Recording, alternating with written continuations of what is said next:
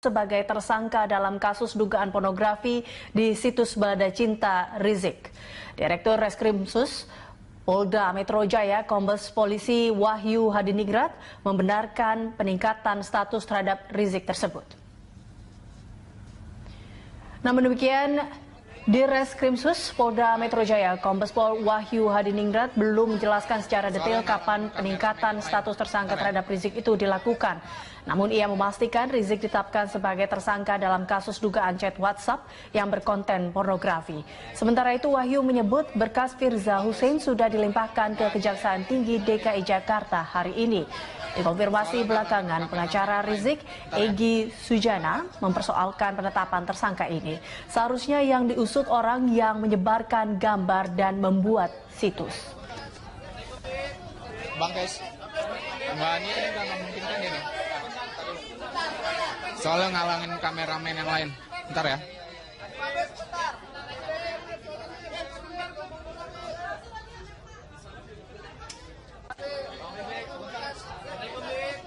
Bang Kes, Mbak ini nggak memungkinkan ini. Soalnya ngalangin kameramen yang lain. Bentar ya.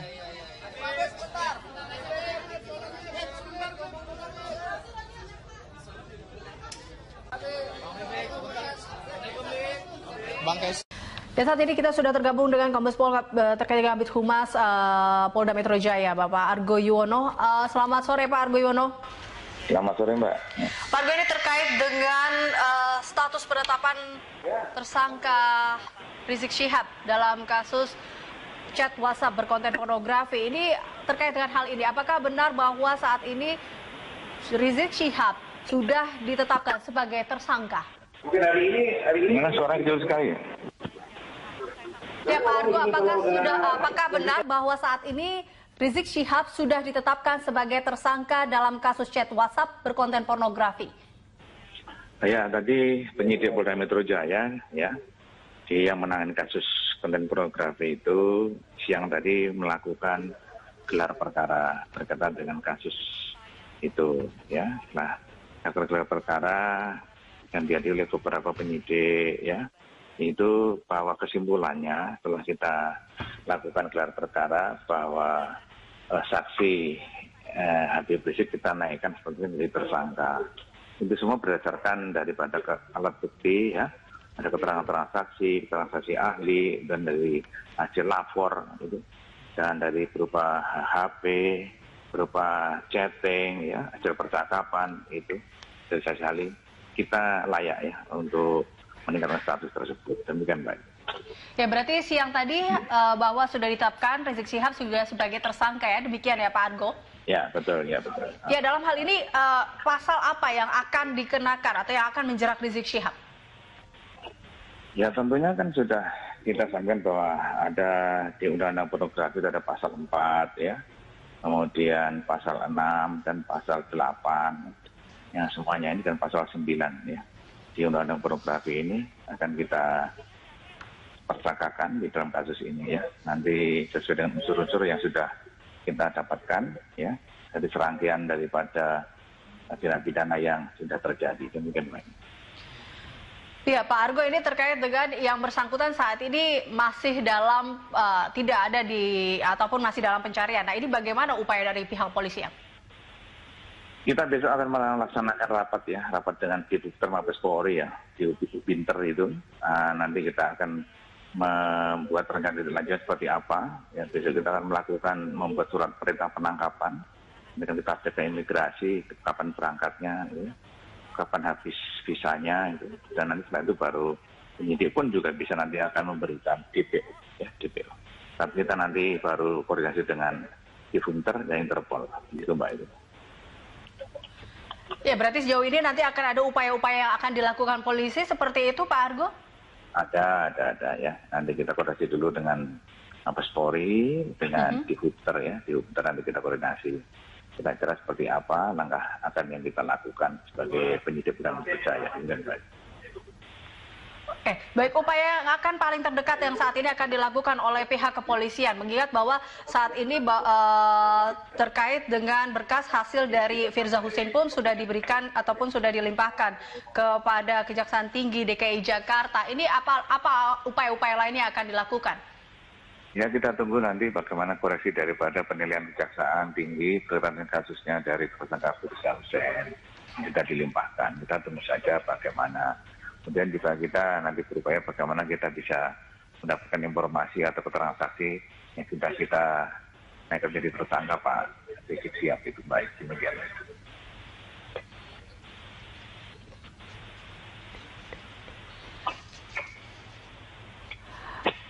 Apakah akan tadi terkait dengan Rizik saat ini masih ada di luar, apakah mungkin akan dijemput paksa seperti itu karena nampaknya ini tentunya akan menghambat terkait dengan penyidikan? Tadi di depan sudah saya sampaikan, kita akan rapatkan dulu rencana tindak lanjut penyidik seperti apa. Nanti tentunya kita nanti akan rapat dengan beberapa instansi terkait seperti Mabes Polri, di Booster dan di situ. Nah, nanti baru kita akan bisa menentukan langkah lebih lanjut demikian, Mbak.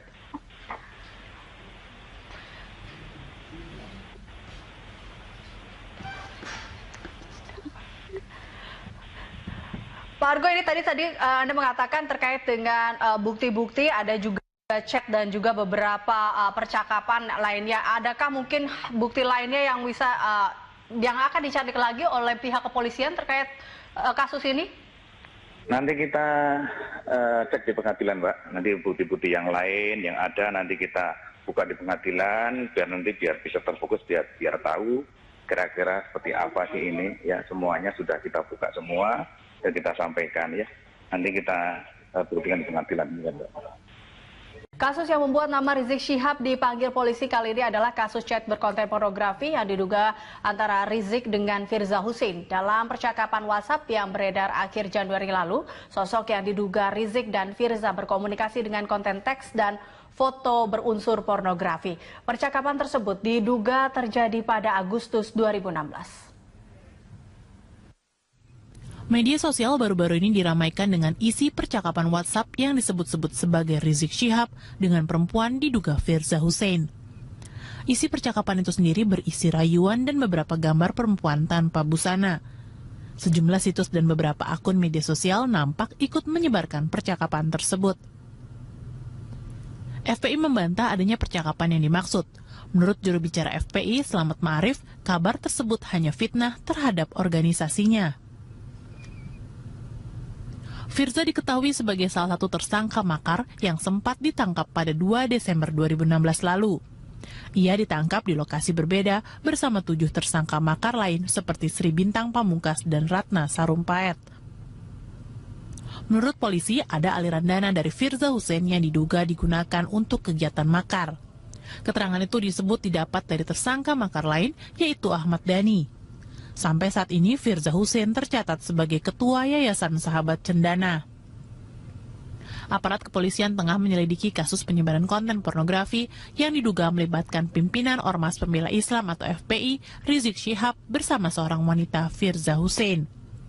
Polisi juga masih mencari tahu pengunggah konten tersebut yang menjadi viral di media sosial. Langkah itu diambil kepolisian setelah dilakukan patroli cyber dan menemukan konten percakapan tersebut. Beberapa saksi ahli akan dipanggil untuk mendalami kasus ini. Kepolisian juga sudah mengidentifikasi beberapa akun media sosial yang menyebarkan konten tersebut. Tim Liputan, Berita 1. Wakil Presiden Yusuf Kala membantah secara tegas berita yang menuliskan dirinya menyatakan Rizik Syihab mengalami kriminalisasi. Menurutnya berita bohong atau hoax kian membahayakan dan perlu disikapi secara bijak. Yusuf Kala mengatakan berita bohong atau hoax kerap mengarah kepadanya dengan berbagai isu. Isu yang kini beredar adalah pernyataan JK terkait Rizik Syihab yang mengalami kriminalisasi. Kala membantah secara tegas dan menyatakan tidak pernah berkomentar seperti yang diberitakan. Menanggapi Rizik Syihab yang mangkir 3 kali dari panggilan kepolisian, Wakil Presiden menyatakan setiap orang harus taat terhadap hukum di Indonesia, termasuk Rizik Syihab. Beberapa menteri itu baik-baik saja, kecuali Pak Ses. Mengatakan saya wawancara di Halim waktu Presiden mengatakan bahwa soal Habib Rizik. Saya sama sekali tidak pernah bicara tentang itu, coba. Dibikin lagi seakan-akan betul wawancara. Tidak pernah saya bicara tentang hal itu. tentu kita harapkan semua orang taat hukum, ya, termasuk Habib Rizik. Saya yakin Habib Rizik ini pada waktunya akan segera kembali untuk memenuhi kewajiban hukumnya di Republik ini. 12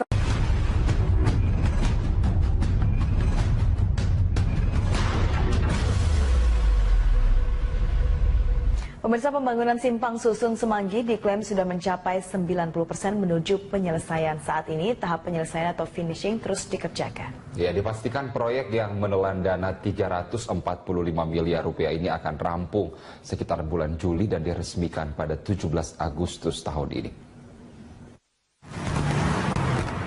Setelah merampungkan pemasangan segmen atau box girder pada 25 April 2017 lalu, saat ini diklaim pembangunan Simpang Susun Semanggi sudah memasuki 90%. Di mana tahapnya dilanjutkan dengan pelapisan jalan, kemudian juga ini pemasangan dan juga pembuatan dari pembatas jalan, nanti dilanjutkan dengan adanya pemasangan marka dan juga lampu penerangan jalan setelahnya. Ditambah lagi dengan adanya pembenahan dari taman-taman di kawasan Semanggi yang sebelumnya terdampak dari pembangunan Simpang Susun Semanggi selama ini. Dan kita tahu bersama bahwa memang Simpang Susun Semanggi ini telah dimulai pembangunannya sejak Maret tahun 2016 lalu dan tetap diprediksi akan rampung pada Juli ini sebelum akhirnya dapat diresmikan pada 17 Agustus 2017 atau beberapa bulan lagi berarti. Dan Simpang Susun Semanggi seperti diprediksi sebelumnya ini dapat meminimalisir kemacetan sekitar 30 hingga 40% dibandingkan saat ini. Di mana ini juga akan mengurangi titik persimpangan atau konflik-konflik yang biasanya terjadi di lingkar Semanggi. Karena kita tahu bahwa jembatan Semanggi saat ini menjadi penghubung antara dua jalan protokol, yakni Jalan Jenderal Sudirman dan juga Jalan Jenderal Gatot Subroto. Nantinya Simpang Susun Semanggi ini memiliki dua tram dan memiliki panjang sekitar 1,6 km. Di mana tram pertama akan menghubungkan dari arah Grogol menuju ke arah Blok M, dan tram kedua ini akan menghubungkan Cawang menuju ke Hotel Indonesia, yang berarti bahwa ini akan mengurangi persimpangan-persimpangan yang saat ini biasa terjadi di lingkaran jembatan Semanggi. Dan sebelum nantinya dibuka untuk umum pada Juli atau Agustus mendatang, ini nantinya Simpang Susun Semanggi ini akan terlebih dahulu uji kelayakannya, sehingga ini menjamin keamanan dan juga kenyamanan para pengendara. Karena kita tahu bersama bahwa Simpang Susun Semanggi ini juga menjadi jembatan lengkung pertama di Indonesia yang menggunakan teknik Prestige Erection Segment Box Girder atau pembangunan jalan melengkung tanpa kolom sepanjang 80 meter. Tezar Aditya, Rio Cornelianto, dan pilot drone Yanuar Ahmadsyah, Berita 1, Jakarta. Baik, harus kita berlanjut ke informasi selanjutnya dari pembangunan infrastruktur di wilayah DKI Jakarta. Pembangunan Simpang Susun Semanggi diklaim sudah mencapai 90% menuju penyelesaian. Saat ini, tahap penyelesaian atau finishing terus dikerjakan. Dan dipastikan proyek yang menelan dana 345 miliar ini akan rampung serta di bulan Juli dan diresmikan pada 17 Agustus tahun ini. Setelah merampungkan pemasangan segmen atau box girder pada 25 April 2017 lalu, saat ini diklaim pembangunan Simpang Susun Semanggi sudah memasuki 90%. Di mana tahapnya dilanjutkan dengan pelapisan jalan, kemudian juga ini pemasangan dan juga pembuatan dari pembatas jalan, nanti dilanjutkan dengan adanya pemasangan marka dan juga lampu penerangan jalan setelahnya. Ditambah lagi dengan adanya pembenahan dari taman-taman di kawasan Semanggi yang sebelumnya terdampak dari pembangunan Simpang Susun Semanggi selama ini. Dan kita tahu bersama bahwa memang Simpang Susun Semanggi ini telah dimulai pembangunannya sejak Maret tahun 2016 lalu dan tetap diprediksi akan rampung pada Juli ini sebelum akhirnya dapat diresmikan pada 17 Agustus 2017 atau beberapa bulan lagi berarti. Dan Simpang Susun Semanggi seperti diprediksi sebelumnya ini dapat meminimalisir kemacetan sekitar 30 hingga 40% dibandingkan saat ini. Di mana ini juga akan mengurangi titik persimpangan atau konflik-konflik yang biasanya terjadi di lingkar Semanggi. Karena kita tahu bahwa jembatan Semanggi saat ini menjadi penghubung antara dua jalan protokol, yakni Jalan Jenderal Sudirman dan juga Jalan Jenderal Gatot Subroto. Nantinya Simpang Susun Semanggi ini memiliki dua tram dan memiliki panjang sekitar 1,6 km. Di mana tram pertama akan menghubungkan dari arah Grogol menuju ke arah Blok M, dan tram kedua ini akan menghubungkan Cawang menuju ke Hotel Indonesia, yang berarti bahwa ini akan mengurangi persimpangan-persimpangan yang saat ini biasa terjadi di lingkaran Jembatan Semanggi. Dan sebelum nantinya dibuka untuk umum pada Juli atau Agustus mendatang, ini nantinya Simpang Susun Semanggi ini akan terlebih dahulu uji kelayakannya, sehingga ini menjamin keamanan dan juga kenyamanan para pengendara. Karena kita tahu bersama bahwa Simpang Susun Semanggi ini juga menjadi jembatan lengkung pertama di Indonesia yang menggunakan teknik Prestige Erection Segment Box Girder, atau pembangunan jalan melengkung tanpa kolom sepanjang 80 meter. Tezar Aditya, Rio Cornelianto, dan pilot drone Yanuar Ahmadsyah, Berita 1, Jakarta.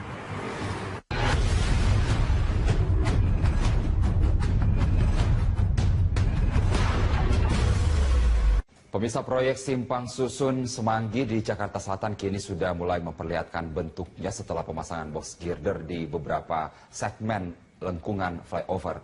Proyek Simpang Susun ini kini telah memasuki tahap penyelesaian pekerjaan di bagian on-off ramp, parafet, dan pelapisan hot mix. Kita akan ketahui informasi terkini dari sana dengan terhubung dengan reporter Tezar Aditya dan juru kamera Rio Cornelianto. Iya, Tezar, apakah tahap pengerjaan sejumlah item pasca pemasangan box girder ini sudah mulai berjalan? Ya, Carlos, memang diklaim bahwa pembangunan dari Simpang Susun Semanggi ini sudah memasuki 90% dari pengerjaannya, karena kita tahu bahwa pemasangan segmen-segmen atau box girder sendiri sudah rampung pada 25 April atau sekitar 3 pekan lalu. Nantinya proses dilanjutkan dengan pelapisan jalan, kemudian juga pembangunan pembatas jalan, nanti juga dilanjutkan dengan adanya pemasangan marka dan juga lampu penerangan jalan. Selain tentunya adalah pembenahan dari taman-taman yang sebelumnya terdampak dari pembangunan Simpang Susun Semanggi, taman-taman dan juga trotoar di kawasan Jembatan Semanggi ini.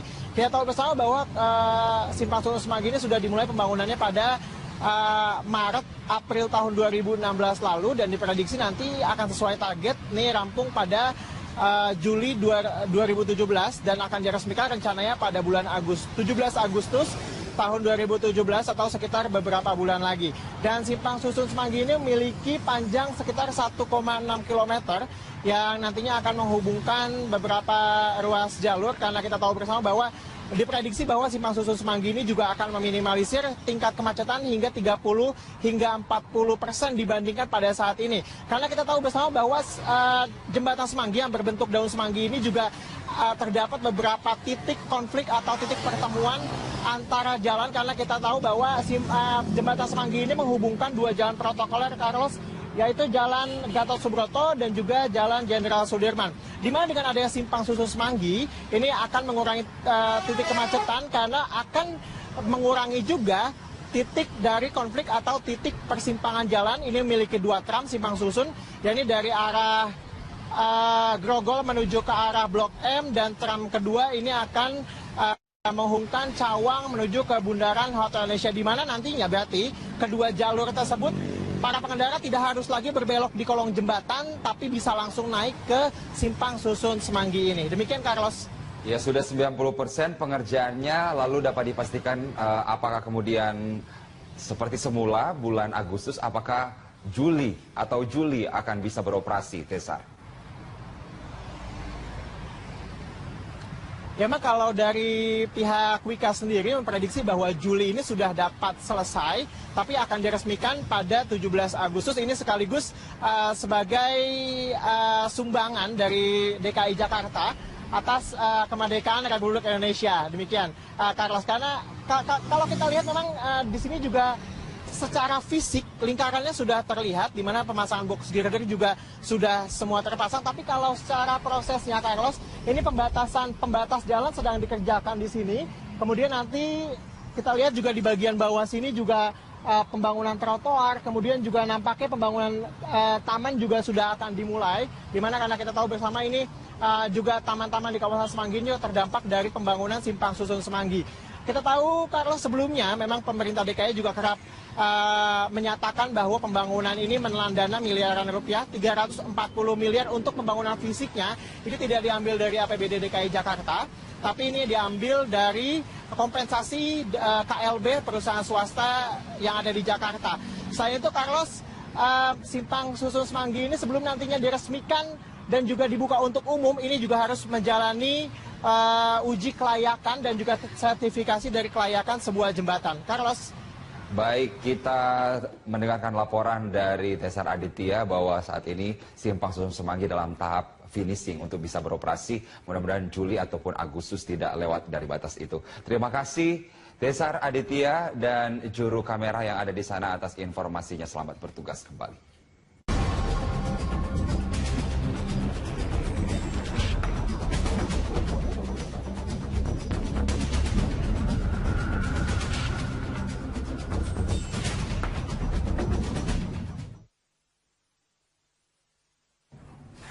Halo, selamat malam pemirsa. Kita bersua lagi dalam Prime Time Talk. Kembali Anda bersama saya, Doni De Keizer. Pemirsa, untuk kesekian kali, Wakil Presiden Yusuf Kalla dianggap melakukan manuver pada jalannya pemerintahan Presiden Joko Widodo. Ada beberapa hal terkait anggapan itu, diantaranya adanya perbedaan pandangan saat melakukan perombakan kabinet, hingga beberapa kebijakan yang dikeluarkan pemerintah. Seperti saat rencana pembangunan kilang minyak Blok Masela di lepas pantai Arafuru, Maluku beberapa waktu yang lalu. Di mana saat itu Wakil Presiden Yusuf Kalla setuju dengan kilang terapung alias offshore, namun Presiden Jokowi justru setuju dengan kilang di darat alias onshore. Jika benar adanya anggapan tersebut, maka akan berdampak dengan jalannya roda pemerintahan yang sisa 2 tahun saja. Kita akan membahasnya dalam bingkai membaca manuver JK. Sudah hadir bersama saya di studio Berita 1 News Channel, Ray Rangkuti, pengamat politik senior, dan juga Handoko, Ketua DPP Projo.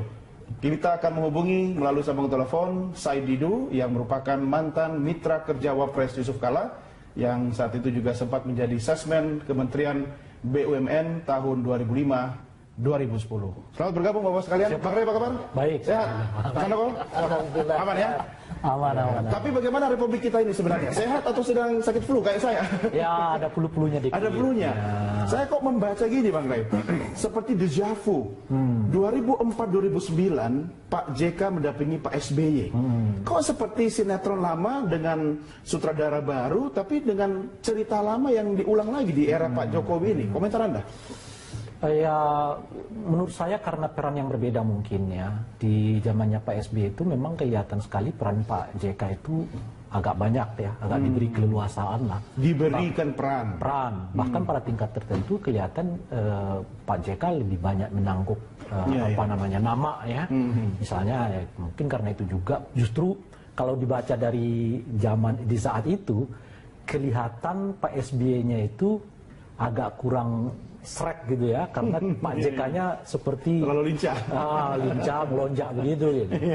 Nah, di era Pak Jokowi itu mungkin ada upaya yang sama ya, yang dengan peran yang sama juga yang mau dilakukan oleh Pak JK. Maksudnya Pak JK minta ruang lebih besar? Bukan minta ruang, tapi berpikir akan bisa melakukan yang kira-kira begitu. Oke, dari perspektif JK-nya ya? Iya, mungkin tidak ada permintaan secara khusus gitu, tapi mungkin Pak JK bisa berpikir, bisa melakukan apa yang telah dilakukannya selama waktu zamannya Pak SBY gitu. Kalau dengan kata singkat sekarang ini, maaf ini bukan personal, JK yang sekarang masih sama dengan JK yang dulu?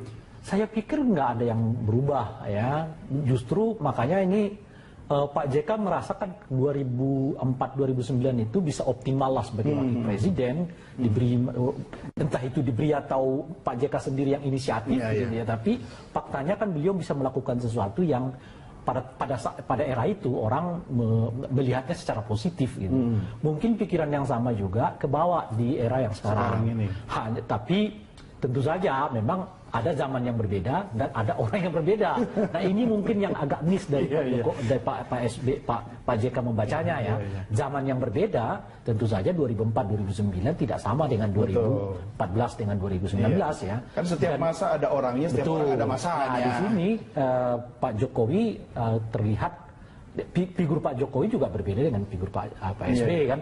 Kalau di zamannya PSB itu bisa dikontraskan antara yang lebih cepat lebih baik gitu ya, dengan yang ragu-ragu gitu.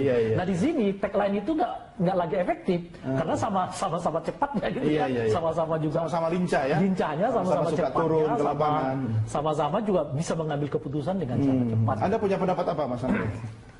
Oke. Saya setuju dengan yang disampaikan Bang Rey tadi. Memang sekarang ini tidak bisa disamakan. Ini sekarang ada seolah-olah ini mengulang 2004, 2009. Ini nggak sama, bener-bener nggak sama. Artinya sekarang ini pemerintahan ini Presiden dan Wapres ini sama-sama orang yang bekerja, betul, orang-orang yang kerja.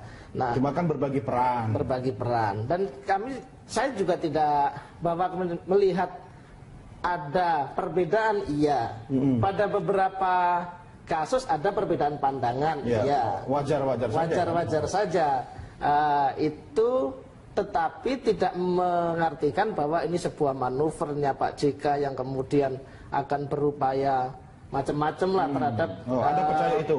Presiden saya percaya begini. Seperti yang disampaikan oleh pihak istana kemarin, Pak Presiden juga sudah bilang bahwa sudah kita sekarang ini sudah lagi jangan kebelah-belah. Yang saya lihat sekarang adalah semua pihak ini dibentur-benturkan, kanan kiri dibenturin, semua dibenturin, sehingga apa yang saya rasakan adalah bangsa ini sedang mengalami memang masalah. Bangsa ini bukan nggak ada masalah, tapi ada masalah. Tetapi sudahlah, ayo kita bersatu, gitu. Nah, jadi sebenarnya masalahnya bukan dari istana.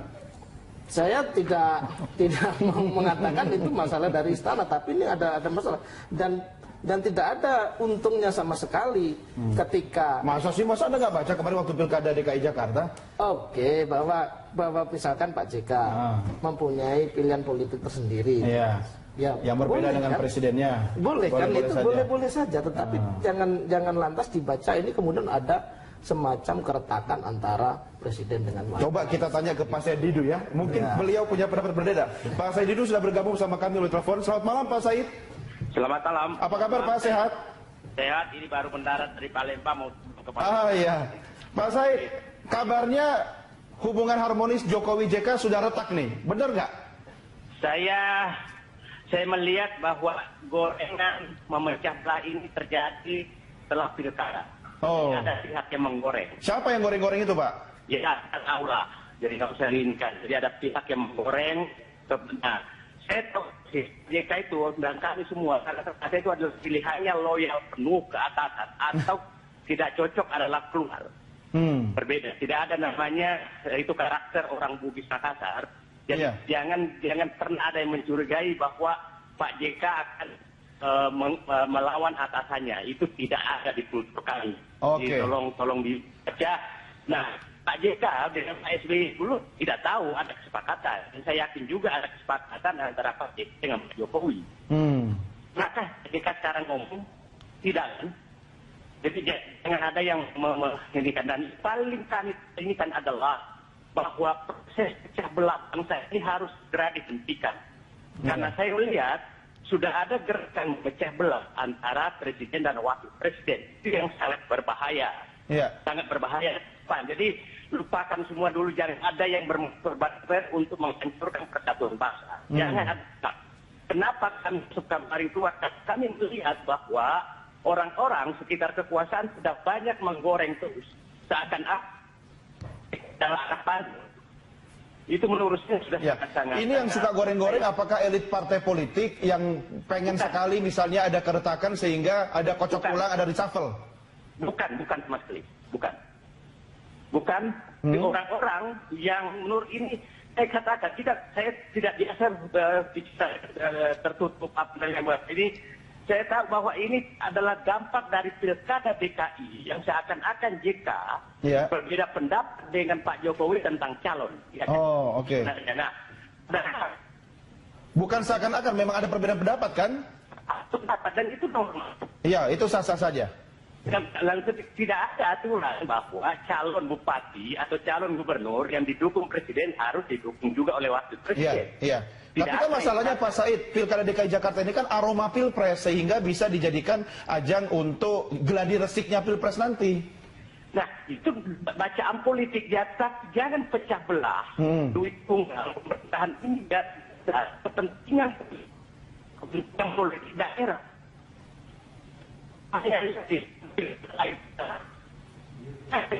Oke. Maka percaya bangsa ini. Iya. Etika baku.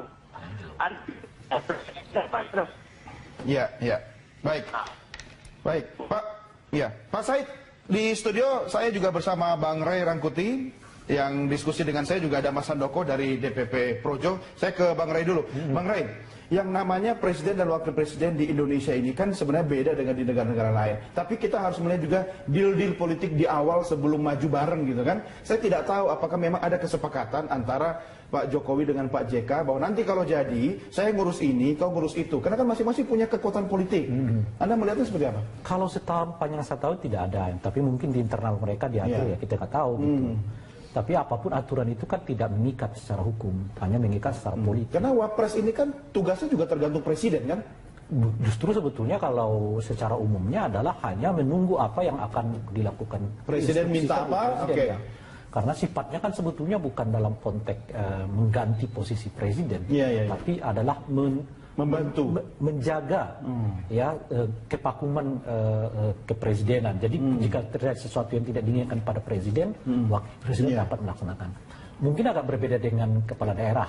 Sebab kalau kepala daerah itu diatur undang-undang, mana fungsi dari kepala daerahnya, mana fungsi dari wakil kepala daerahnya, dan sebagainya gitu. Nah itu yang bisa menjelaskan mengapa kadang-kadang di satu rezim wakil presidennya begitu menonjol, presidennya kelihatan tidak, seperti terjadi 2004-2009 itu, tapi secara umumnya dan lazimnya di kita presidennya yang paling sangat menonjol dan wakil presiden memang lebih bersifat seremonial kan. Jadi tugas-tugas yang memang diinstruksikan oleh presiden. Jadi kalau dilihat dari itu kesemuanya, memang tidak ada satu aturan yang baku yang menetapkan bahwa ini wilayah presiden, ini wilayah. Ujung-ujungnya sebenarnya tergantung presiden kan? Karena memang ujung-ujungnya tergantung presiden. Kan tidak ada misalnya kemudian kalau presiden mengambil alih semua mengambil semua tugas, wakil presidennya bisa mengadukannya kemana? Sama seperti zaman Pak Harto waktu Pak Tri Sutrisno nggak dikasih kerjaan apa-apa gitu kan? Nggak ada bisa diapa-apain kan? Oke, baik. Bapak-bapak kita break dulu, kita lanjutkan segmen berikutnya. Pemirsa, kami segera kembali sesaat lagi. Tetap bersama Prime Time Talk.